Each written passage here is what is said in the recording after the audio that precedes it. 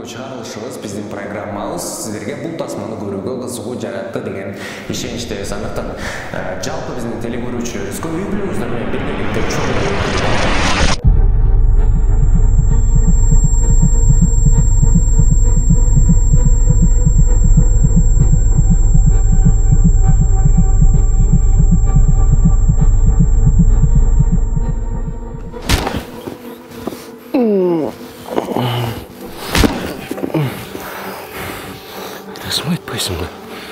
айтпайсың ба?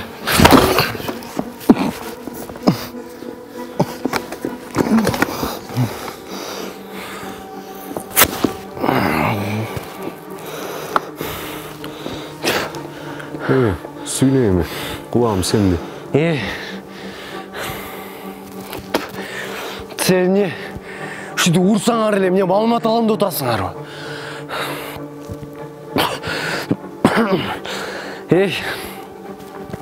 Сілер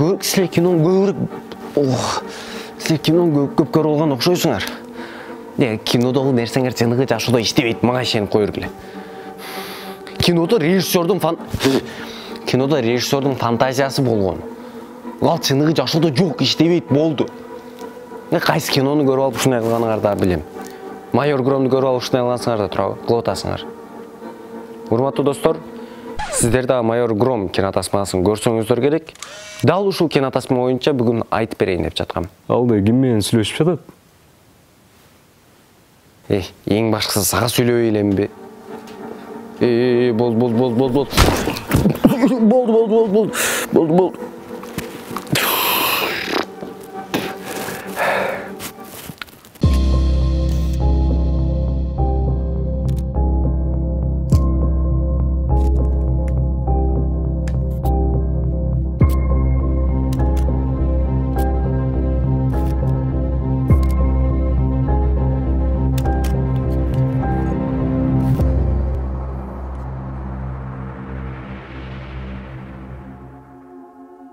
Майор Гром. Бұл Bubble компаниясының чыгармасынын негизинде тартылган кинокомикс. Жалпысынан ал Игорь аттуу полициянын майору жөнүндө. Батыштын супер каармандары болгон Тони Старкка, жолусу Бэтменге такыр окшойт. Байдагы эмес. Россияда бир мезгилде чыккан супер баатыр, уча турган бир Волгасы бар каармандан айырмаланып, мында болгону мушташунун техникаларын мыкты өздөштүргөн. Кызыгып калдыңыздарбы? Андыктан биз дал ушул Майор Гром тасмасы боюнча маалыматтарыбызды баштайбыз. Сиздердин экраныңыздарда Кинотайм программасы, анал продюсер мен Байыл Ахматов. Баштадык.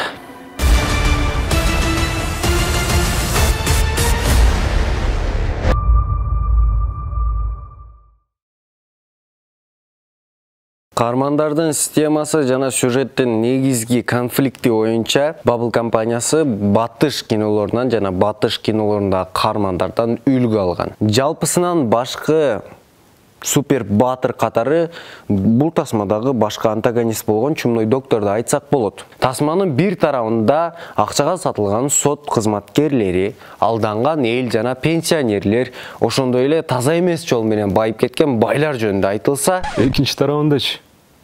Экинчи тарабынан эми айтам. Экинчи тарабынан болсо адилетсиздик менен мыйзамсыз жол аркылуу күрөшкөн Чумной доктор боюнча айтылат. Анын кылган иштерин көрүп, эл жолундагы бардык нерсени талкалаган кылмышкерлерге айланат.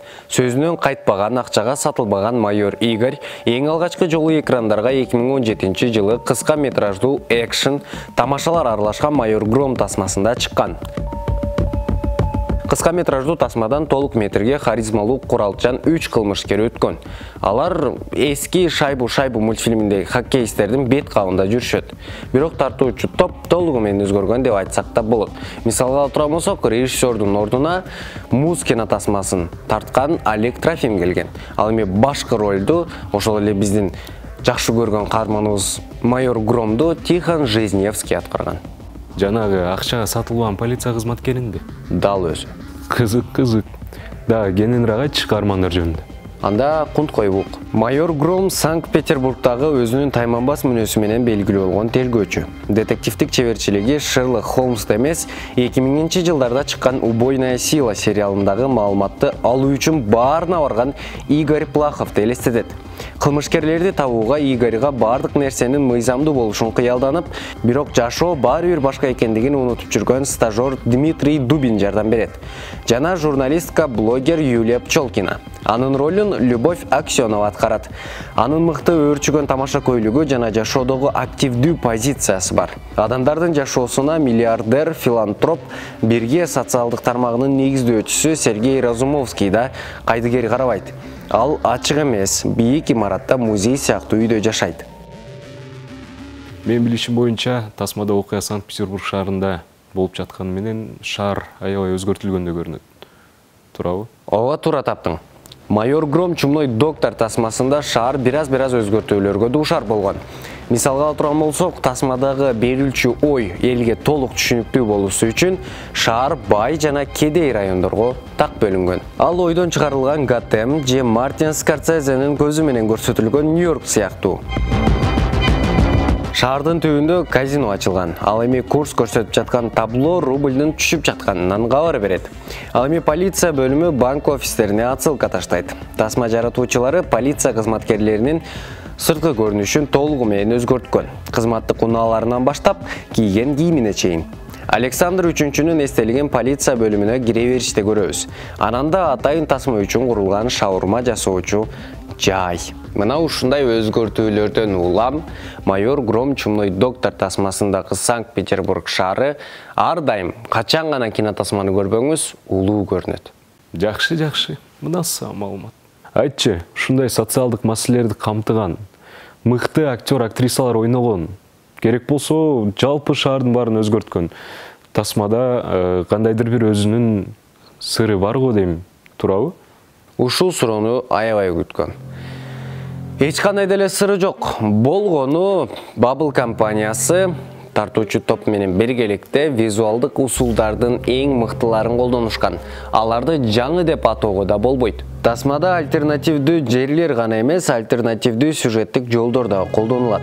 Мындай усул жаңы болуп эсептелинбейт.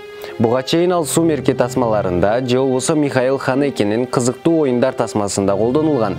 Игорь Гром Гай Ричинин Шерлок Холмсу сыяктуу бардык жолдорду ойлонуп коет. Себеби ал ар дайым бир кадам алдыда болуусу керек. Жай, горизонталдуу панорамалар жана узак кадрлар. Экшн сахналарда болсо бат монтажга өтүү. Же болбосо 25 секундалык панорамалык дуалдардан өтүү кадрлары.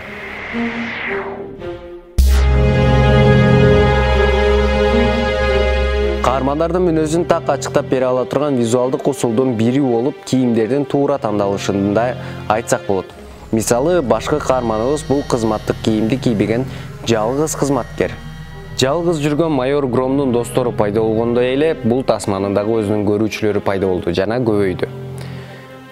Батыш фантастикасын биздин жашообузга аралаштырууга аракет кылган Россия кинокомикси биздин жашообуздагы социалдык маселелерди толук кандуу алып чыккан кинотасма болбой калса деле, бирок ал көрүүчүлөрдү өзүнүн мыкты унаа жарыштары, өрт шоусу менен кубандырды.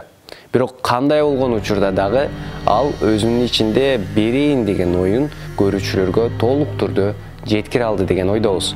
Жана көрүүчүлөр ошол нерсени түшүнүп, өзүнүн жүрөгүндө, өзүнүн оюнда жыйынтык анализ чыгара алат деген ишеничтебиз. Мына сага аябай кызыктуу маалыматтар болбоду. Ушундай кызыктуу маалыматтар каяктан аласың? Кайдан алайын? Интернет булактарынан эле болгону кылдаттык менен издеп, алган маалыматыңды тактап чыгышың керек. Болду, ошол эле. Сен менин жайындабы? Мен орус тилин билбейм. Кичинекейимде орус мектеби жанында жашасам дагы орус тили мага орус тилин түшүнбөсөң, анда мындай кыл. ЛТР Билим Илим деген YouTube канал бар. Кинолорго кызыгасың да. Кызыксаң жакшы. ЛТР Билим Илим деген YouTube канал бар. ЛТР Билим Илим YouTube каналына киресиң, плейлисты деген бөлүмүнө киресиң, андан кийин Кинотайм деген плейлистти ачасың. Ошол жактан жума сайын сага жаңы кызыктуу кинотасмалар боюнча Кинотайм программасынан маалыматтар берилип турат. Эң кызыгы, эң башкысы, сен ошол орус тилин түшүнбөйсүң, кыргыз тилинде атайын жазылат. Андыктан катталып көрүп кой. Анан сен алып келип алып уруп согуунун кереги жок да? Ооба, дал ошондой. Уруп согуунун кереги жок. мондой нерселердин кереги жок. Негизи эле Ылтыр билим илим каналында аябай көп кызыктуу программалар бар. Билимиңиздерди, илимиңиздерди өстүрө турган программалар аябай көп. Мисалга алып турган болсок, Кинотаймдан тажай турган болсоңуздар, анда жаңылыктар менен ар дайым кабардар кыла турган билим жаңылыктары программабыз бар. Ал ар дайым жаңылыктар менен бөлүшүп турат. Ошондой эле улуу залкар инсандардын өмүр баяндары, кызыктуу маектер, интеллектуалдык таймаштар, кыргыздын өзүнүн тили жоголуп кетпеши үчүн ачылган атайын сөз таануу деген программабыз дагы бар. Андыктан ошол программаны дагы көр жана өзүбүздүн кыргыздын нукура кыргызча сөздөрүн жатта, маанисин түшүн, кандай жазылат үйрөн. Негизи эле Ылтыр билим илим каналында кызыктуу программалар көп, бардыгы пайдалуу. Андыктан YouTube баракчабызга катталгыла, бардык социалдык тармактарыбызга катталгыла, каналыбызды дагы көргүлө. Бул аз не болуп кетти? Бул аз ошондой жардам болуп калдыбы? О, бирок пайдалуу. Макул. Да, кайсы тасмалар боюнча маалыматтар билесиң? Жигиттер, силер билбеген дагы көптөгөн маалыматтар бар.